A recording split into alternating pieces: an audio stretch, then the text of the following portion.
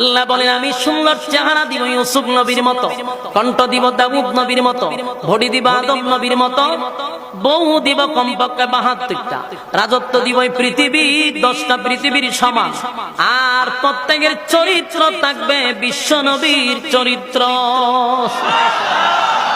চরিত্র যদি চেঞ্জ না করে মহাবিপদ। বাস্তব না বাস্তব?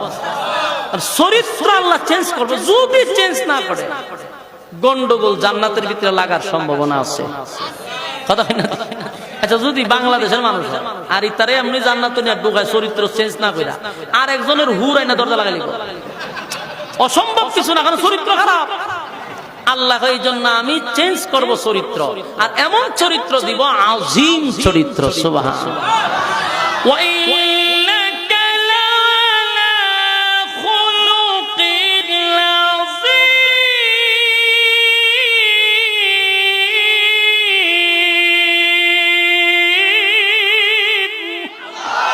আল্লাহ আযীম চরিত্র, বিশ্ব নবীর চরিত্র। সুবহানাল্লাহ।